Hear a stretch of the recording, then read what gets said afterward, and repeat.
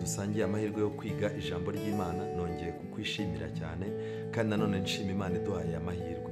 Reka ngushimire cyane yuko imbaraga zawe n'umwanya wawe wahisemo kubikoresha mu gukurikirana icyo ijambo ry'Imana rikubwira, kandi ndasaba Imana ngo ikomeze gukoresha urugendo. Uyu mwanya ni umwanya ukomeye kwiga ijambo ry'Imana. Njyewe ndi Musoni Flavien, dukomeje insanganyamatsiko yacu. Uyu ni umugabane wa kabiri w'icyigisho umusore udasondetse. Reka Imana ibane natwe cyane kandi tuyobore mu ijambo ryayo. Dusenge. Uwiteka Mana nziza, izina ryawe rihabwe icyubahiro. Nongeye kugushimira uburyo utwitaho n'uburyo uduha imbaraga. Abana bawe abo wahamagaye wabahaye imbaraga zo kugira ngo bagire amababa yo kuguruka bahunge isi. Nyamara benshi cyane b'abasore baracyafite ibigeragezo. Katugushimire yuko ubuzima bwa gisore nawe wabuciyemo, kandi intambara barwana wazigiye uzirwana, kandi tugushimire ko wageragejwe mu buryo bwose kandi nta cyaha wigeze ukora. Reka abasore bagushakeho ubutabazi, kandi abasore abe ari we babonaho ubuhungiro. Ijambo ryawe tugiye kuri bumburu tugira inama, kandi udutandukanye n'imico yacu mibi yabaye akahebwe. Tubisabye mu izina rya Yesu, amen. Ijambo ry'Imana mu gitabo cy'Imigani igice cya 7. Imigani igice cya 7 umurongo wa 7 hari isomo rikomeye cyane nkunda. Iri somo ndarikunda ariko nanone rikantera agahinda. Salomo wanditse igitabo cy'Imigani, Mwuka w'Imana yamuhaye amahirwe yo kubona ibintu bikomeye kandi abyandika uko biri. Umurongo wa 7 igice cya 7 Imigani: nuko ndeba mu baswa, nitegereje mu basore, mbona umusore utagira umutima. Mu magambo make, Salomo yaritegereje mu bantu bari ku isi babaswa, arangije abona mu basore. Yitegereje mu basore, yabonyemo umusore utagira umutima. Mu magambo make, kutagira umutima uri umusore uba uri umuswa byanga byakunda. Umutima mvuga ni uwuhe rero? Nibyo koko abantu bagira imitima itandukanye, ariko uyu munsi wa none umuntu ufite umutima umubwiza ukuri, umutima ufite Imana, umutima ufite kunyurwa, umutima ufite ahazaza heza, umutima wizeza umuntu yuko agomba gutandukana n'ibibi, umutima wizeza umuntu yuko imigisha y'Imana n'Imana ariyo ifasha umuntu kurwana n'ubuzima bw'ejo hazaza. Uyu mutima ni umutima mwiza, kandi uyu mutima ni umuti mwiza. Nshuti zanjye, biragaragara yuko ijambo ry'Imana ritwereka ibintu bikomeye. Hari amagambo nanone ajya ntangaza cyane yo mu gitabo cya 2 cy'Abami, igitabo cya 2 cy'Abami igice cya 2 umurongo wa 23. Ni igitekerezo cya Elisa. Elisa yahuye n'ibibazo cyane. Mutega amatwi, umurongo wa 23. Bukeye avayo ajya i Beteli. Akiri mu nzira azamuka, haza abahungu bavuye mu mudugudu baramuseka. Elisa yari arimo kugenda ahura n'abasore bavuye mu mudugudu. Mu magambo make, aba basore bari abanyamugi. Baramuseka, baramubwira bati, zamuka wa munyaruhara we, zamuka wa munyaruhara we. Arakebuka arabareba, abavuma mu izina ry'Uwiteka. Nuko haza idubu ebyiri z'ingore zivuye mu ishyamba, zitemagura abahungu 42 bo muri bo. Mu magambo make, izi Bibiliya itwereka yuko haje idubu ebyiri z'ingore zica aba basore, zishemo 42, ariko abandi bararokotse. Aba basore bari abasore b'abanyamugi, bagendaga baseka bakwenkwenura, nta kintu bitayeho, ariko nanone bari bafite umutima mubi wo kudaha agaciro. Reka mbabwire yuko abantu benshi uyu munsi wa none bafite ikinyabupfura gike mu ngo zabo, bafite ikinyabupfura gike mu buzima bwabo, ariko nanone wareba ugasanga bafite n'ikinyabupfura gike mu muhanda.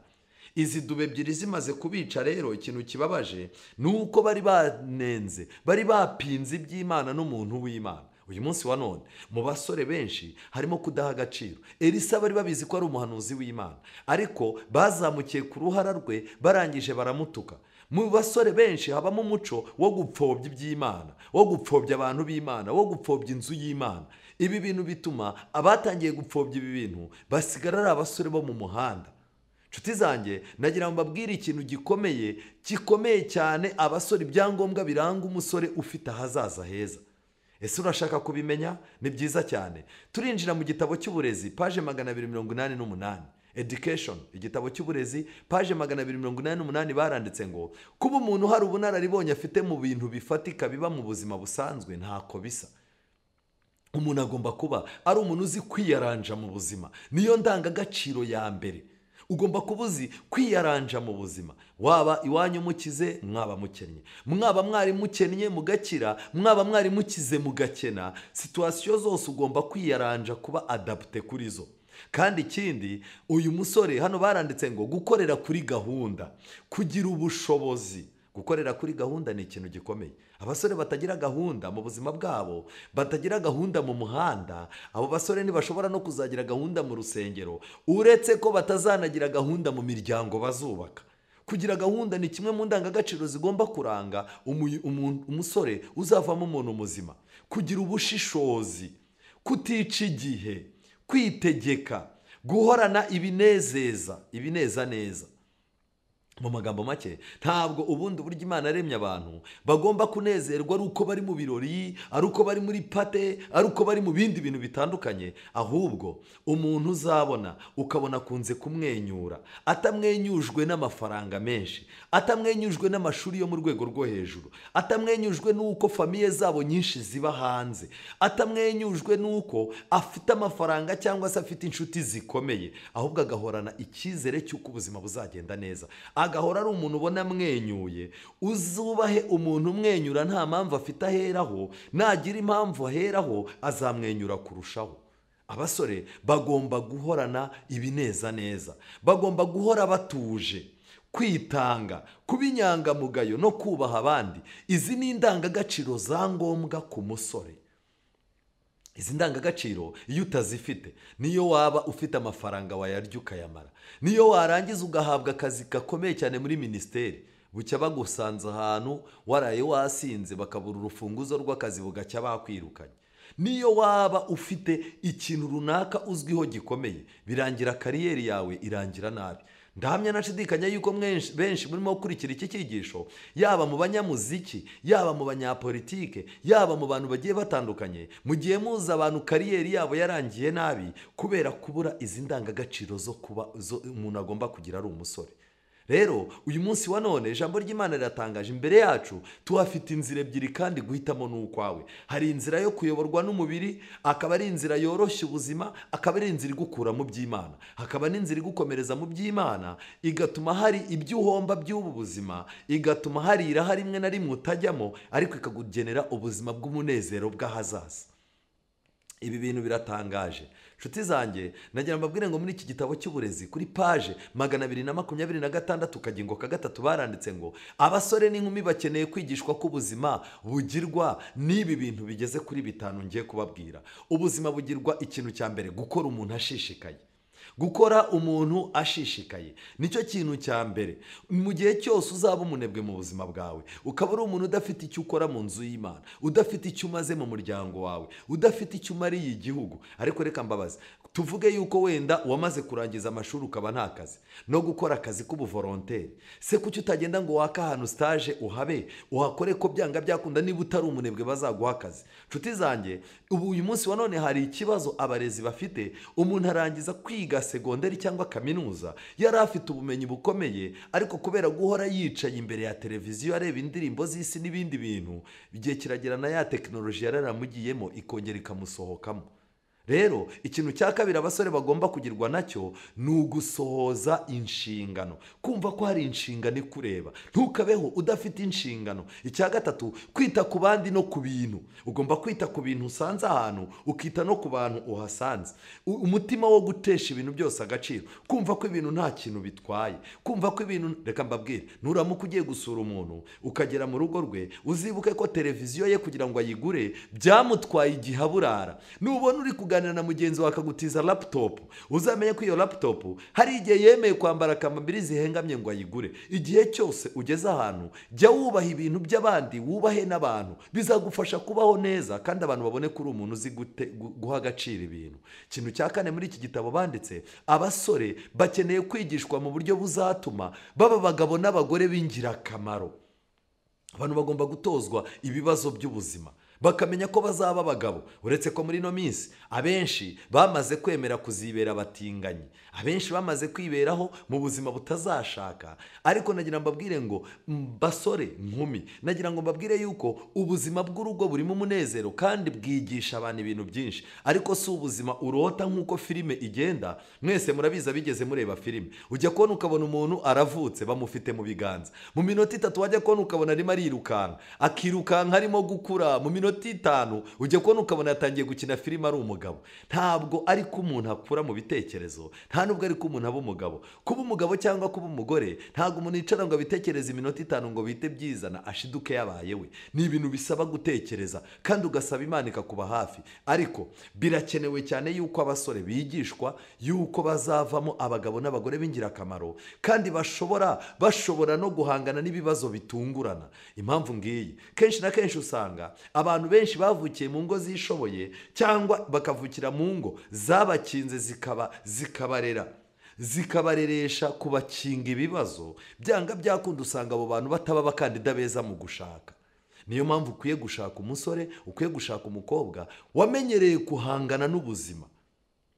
Ariko benshi cyane bajya gushaka, ugasanga umugore amuzanye nk'ururabyo azatereka muri salo, ugasanga umugabo amuzanye nka screen cyangwa se nka televiziyo ya flat uzatereka hariya ku buryo abantu baje kugusura bazaza bayitegereza bagataha banezerewe. Oya, ntabwo ariko bimeze. Icya gatanu, bakwiriye kwigishwa no kwimenyereza gukora mu buryo bukurikiza gahunda kandi bwiza ari ingenzi, ko bitabarinda kuba abanyamugirya nino mu buzima gusa, ko ahubwo binafasha mu iterambere muri byose. Abantu bakeneye iterambere muri byose bakeneye guha agaciro ibi bintu. Nshuti zanjye, nagira mbabwire ngo kwirinda kw'abasore nyakuri kurakenewe. Mu gitabo cyitwa Ubutumwa ku basore page 73, Ubutumwa ku basore page 73 baranditse ngo turiho mu gihe kirangwa n'ubusambanyi n'ubuhehesi, kandi abagabo n'urubyiruko bihandagaza mu gukora ibyaha. Turi mu gihe cy'ubusambanyi n'ubuhehesi bweruye. Abantu ni abahehesi. Umukobwa aratambuka, abagabo n'abasore bose bakamukurikiza amaso. Umusore aratambuka, abagore n'abakecuru bose n'inkumi zikiri ntoya bakamukurikiza amaso. Abantu benshi usanga ku munsi w'ubukwe barimo kwicara akavuga bati abonye umugore mwiza n'uko uriya mugore badakwiranye.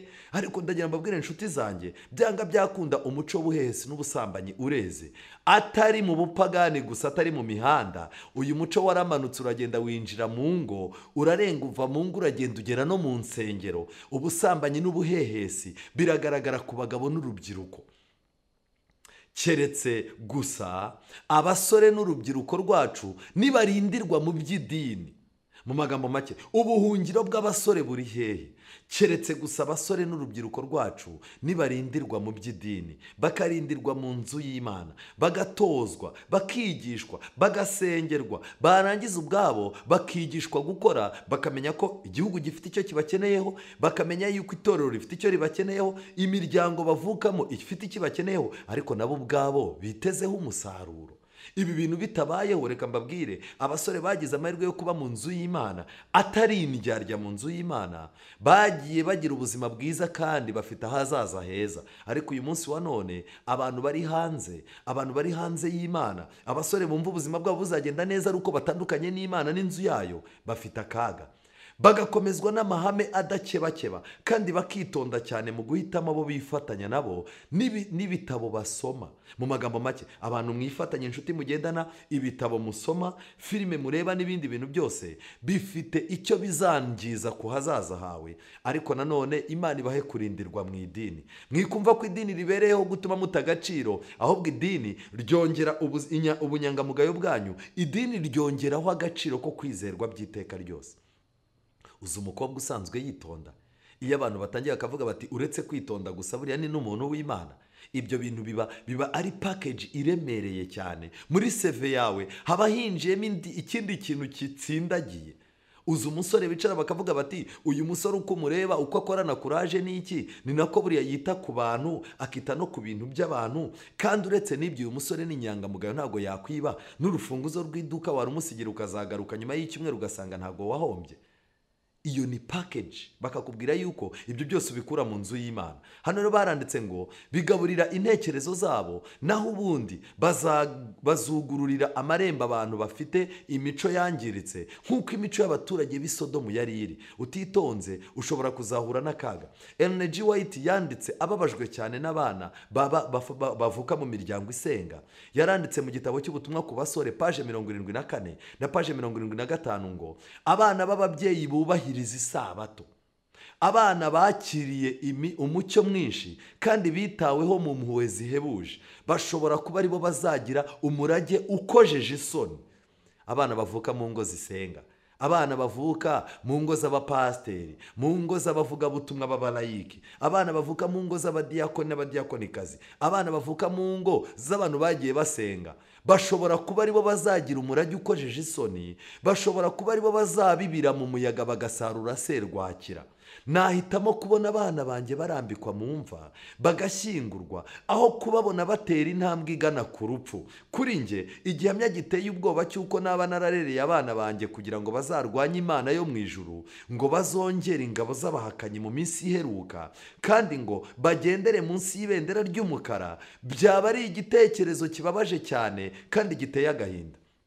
Umwanditsi w'iki gitabo yaravuze ngo aho kuzabona abana be berekeza ku rupfu, abana be bafatanya n'abahakanyi bo mu minsi imeruka kurwanya Imana ku mugaragaro, birutwa nuko yabona abana be barambitswe mu mva bagapfa. Kandi nagira mbabwire, abantu bavuka mu ngo za kirokore, abantu bavuka bakaba barakuriye mu bintu by'Imana ariko babikura bakabivamo bakerekera mu isi, bagatwarwa n'ibintu bitandukanye. Nshuti zanjye, aba bantu nubwo iwabo bafite imigisha, aba bantu bo bashobora kuba aribo bazabibira mu muyaga bagasarwa muri serwakira. Niba hari abantu Satani yanga cyane, ni abantu baba baravukiye mu Mana, bakavukira mu ngo zubaha Imana, bakavuka basenga. Abo bantu Satani arabizi ko bagize itangiriro ryiza, ahora bashakira amaherezo mabi. Musore, mukobwa, nshuti yanjye, wirinde kuba wazasoza nabi, dore ufite amahirwe y'uko watangiye neza. Reka mbabwire yuko igihe basobanuraga amagambo yo mu Itangiriro igice cya 3 umurongo wa 4 n'uwa 5, Itangiriro igice cya 3 umurongo wa 4 n'uwa 5, Bibiliya iravuga ngo iki? Itangiriro igice cya 3 umurongo wa 4 n'uwa 5, Bibiliya iravuga ngo iyo nzoka ibwira umugore iti gupfa ntimuzapfa, kuko Imana izi yuko umunsi mwaziriyeho amaso yanyu azahweza, mugahindurwa nk'Imana mukamenya icyiza n'ikibi. Inzoka yaganirije Eva, imubwira amagambo akomeye, amubwira ngo ntacyo uzaba, ahubwo umenye yuko Imana yagufunze mu maso, Imana yagushyize mu kintu cy'ubuhumyi kugira ngo utazafunguka amaso ukamenya ibintu. N'uyu munsi wa none Satani aracyongorera abana bo mu nzu y'Imana, ababwira yuko idini ryabishe mu mutwe, ababwira yuko imiryango bavukamo yabishe mu mutwe, bafite ubujiji. Umuntu umwe yigeze kwicara arambwira ngo umuntu ngo yabaye mu bintu by'Imana cyane ngo abinzanga. Yabimbwiye ndi umusore, ariko nagiye mbabwire ngo ntago nigeze mbibona. Uyu munsi wa none ubuzima bwaramucanze, ibyo yagiyemo byaramuyobeye, ariko nagiye mbabwire ngo kuba inkingi yo mu nzu y'Imana byaramfashije, uretse kuba umusore byamfashije no kuba umugabo. Reka mbabwire inshuti zanjye, byanga byakunda Satani arimo arongorera abantu benshi. Muri igitabo cyitwa ubutumwa ku basore paje 369 baranditse ngo Satani akoresha umuhati wihariye kugira ngo abashore mu kubonera ibyishimo mu binezeza by'isi, ndetse no kwisobanura baharanira kwerekana ko ibyo binezeza ntacyo bitwaye, nta kibi kibirimo, ndetse ko ari ingenzi ku buzima. Satani agaragaza ko inzira y'ubutungane igoye, mu gihe inzira z'ibinezeza by'isi zo zinyanyagijwemo uburabyo. Satani agaragariza abasore isi n'ibinezeza yayisigirije amabara y'ikinyoma kandi akurura. Mu magambo make, ibirori bitagira umunezero Satani abikugezamo akabyambika irange, ugasanga ikirori cyahiye. Satani ajya kuguhuza n'umuntu ufite uburangare mu buzima utazapfa agize icyo ageraho, ariko akamukwereka mu isura y'umusore mwiza uzakubera umugabo wo mukabana. Yamaze kugutera inda arakwihakana. Satani akwereka umukobwa muzabana, akamukwereka mu isura y'umukobwa usa neza n'abantu benshi bifuza, ariko iyo mumaze kubana ujya ugasanga amaso yaragushutse. Abantu benshi baricara bakavuga ngo inzira ntibwira umugenzi, ariko nagira ngo mbibutse yuko ubukristo ni inzira ibwira umugenzi. Nimujya guca iburyo cyangwa ibumoso, muzumva ijwi rivuga ngo ngiyi niyo nzira, naba ariyo munyuramo. nta mukristo n'umwe Imana yemerera kuzicara ngo avuge ngo inzira ntibwira umugenzi, kandi turi mu nzira ishobora kubwira umugenzi. Amarangamutima, ndagira ngo mbibutse yuko urukundo rwanyu mukwiye kurukontorora, kuko urukundo ntabwo ari amarangamutima cyangwa ibyiyumviro, ahubwo urukundo ni ingamba n'amahame aruyobora. Niba rero ufite urukundo rw'impumyi, umenye ko urukundo rwawe si rwo rw'impumyi, ahubwo ni wowe mpumyi. Urukundo rurarengana. Nshuti zanjye, najya mbabwire ngo abantu benshi bafite urukundo Satani yamaze kwangiza, yaruciye amaboko ku buryo rutagira icyo rutanga, rutagira n'icyo rwakira. Satani yaruciye amaguru. Urukundo rwa benshi ntirushobora kuva aho ruri ngo rukomeze. Abandi Satani urukundo rwabo yarupfumuye amaso, rugenda buhumyi. Ariko nagira ngo mbabwire inshuti zanjye, aya magambo muzayasome mu gitabo cy'ubutumwa ku basore cy'icyongereza paje 435. Twihuta, nimureke abajene babandi bamara amasaha menshi, yaba umwanya munini bitegura kurambagiza, bagena hazaza habo. Aba bantu nimureke buri ntambwe batera yerekeza ku gushaka iteranwe kwiyubaha no kwiyoroshya no kutagendera ku byaduka. Urukundo rwanyu nimushaka uburyo intambwe, ibiganiro byanyu byo kubana, ibiganiro byanyu by'ubucuti mubirinde kuzamo ikintu cy'amarangamutima menshi, ahubwo bibonekemo kwiyubaha, kwiyoroshya, kutagendera ku byaduka no kuvugisha ukuri. Ariko ibyo byose ntibitume mutandukana n'Imana. Reka mbibutse yuko mu mitwe y'abantu benshi uyu munsi wa none bafite ibibazo. Byanga byakunda, ijambo ry'Imana riratangaje. Yesaya 40 umurongo wa 27. Yewe Yakobo, Isiraheli, ni iki gituma wiganyira ukavuga uti Uwiteka ntareba inzira zanjye kandi ibyanjye Imana irabyirengagiza? Abantu benshi batekereza ko Imana ibintu byabo yabyirengagije, ariko ntabwo ariko bimeze. Mbese ntiwari wabimenya? Ese nturabyumva? Imana ihoraho, Uwiteka umuremyi w'impera z'isi, ntirambirwa ntiruha, ubwenge bwayo ntiburondoreka. Niyo iha intege abarambiwe, kandi utibashije imwongeramo imbaraga. Abasore b'imigenda bazacogora baruhe, n'abasore bazagwa rwose. Hari impamvu nyinshi zigiye kuboneka zizagusha abasore. Hari impamvu nyinshi zigiye gutuma abantu bava mu by'Imana, ariko abategereza Uwiteka bazasubizwamo intege nshya, bazatumbagira mu kirere bagurukisha amababa nk'ibisiga, baziruka be kunanirwa, bazagenda be gucogora. Iri jambo riratangaje cyane. Nshuti zanjye, nagira mbabwire yuko Imana ifite byinshi yifuriza abasore, ariko nyamara ntago babizi. Nshuti zanjye, ndagira ngo musabe Imana ibigishe gukundana kutarimo amarangamutima muhawe n'abadayimoni. Imana ibahe kumenya uko mukwiye kwitwara. Imana ibahe ibiganiro mukwiye kugirana. Imana ibategure. Musabe Imana ibahe urukundo kugira ngo muzamenye ko muzajya kubaka ingo zanyu mukeneye buri wese ari mundi urukundo. Ariko nagira mbabwire ngo turi mu minsi y'imperuka, urukundo rwarakonje. Rero nagira ngo mbasabe murindirwe mu Mana. Musabe Imana ibahe ikintu icyo ari cyo cyose cyatuma muzaboneka kuri urya munsi muhagaze mudatsinzwe. Zaburi 131 umurongo wa 1, indirimbo ya Dawidi y'amazamuka. Uwiteka, umutima wanjye ntiwibona. Niba ushaka kuzabaho neza, ukeneye kwikuramo ubwibone. Umutima wanjye ntiwibona, kandi amaso yanjye ntagamika. Kugamika ni ukurebana agasuzuguro. Muri no minsi abasore benshi, abakobwa cyane cyane, barebana agasuzuguro. Bijya bibabaza cyane, ugasanga umuntu yaba ku rusengero, yaba no ku ishuri n'ahandi, umuntu akurebanya agasuzuguro, akubonye nk'umuntu w'ikigoryi utazagira ikintu kizima ageraho. Yarangiza amaso akagamika, ejo yazajya kumva abo yirukankagamo bose ntacyo bamugejejeho, akazajya kumva usigaye ari umuntu ukomeye. Yarangiza kugaruka bikamutera ikimwaro.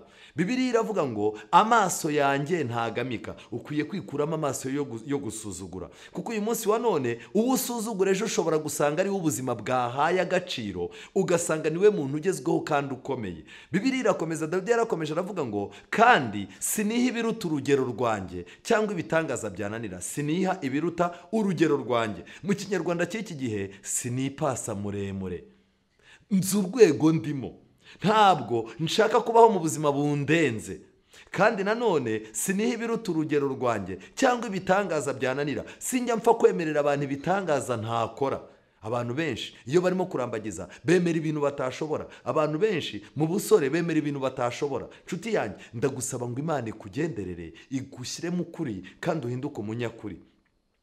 Dawidi yarakomeje aravuga ngo ni ukuri nturishije umutima wanjye ndawucecekesheje nk'uko umwana w'incuke yigwandika kuri nyina, umutima wanjye wigwandika muri njye nk'umwana w'incuke. Wa bwoko bw'Abisiraheli we, ujye wiringira Uwiteka uhereye none ukageza iteka ryose.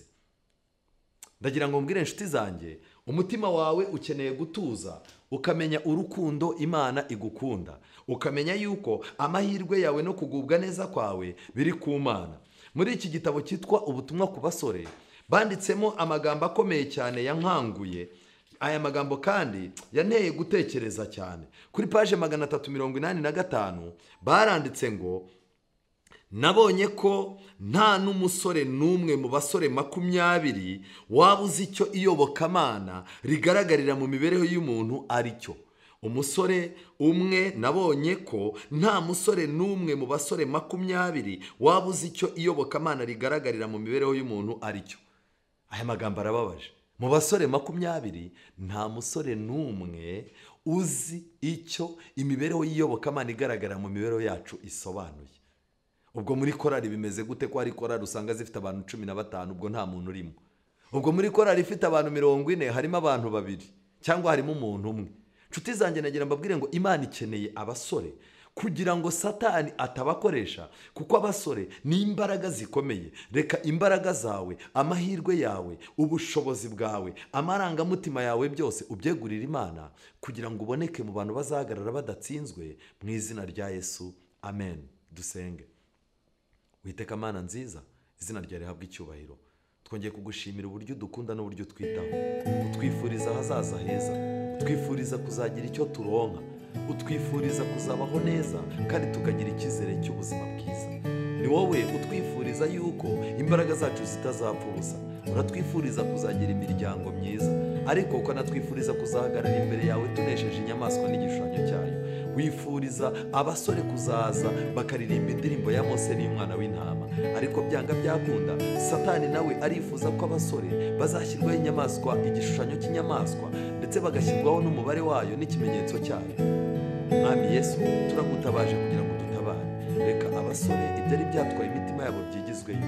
Reka bakubera abasore, nubwo mu minsi imeruka ibigiye kugusha abasore ari byinshi, ubahe kugira ngo bakubakeho, kugira ngo babe bazima, baba abantu bafite ejo hazaza heza. Nsabiye umusore wese, nsabiye umukobwa wese, nsabiye buri muntu wifuza guhindura ubuzima bwe no guhindura icyerekezo ngo bimufashemo. Tubisabye mu izina rya Yesu.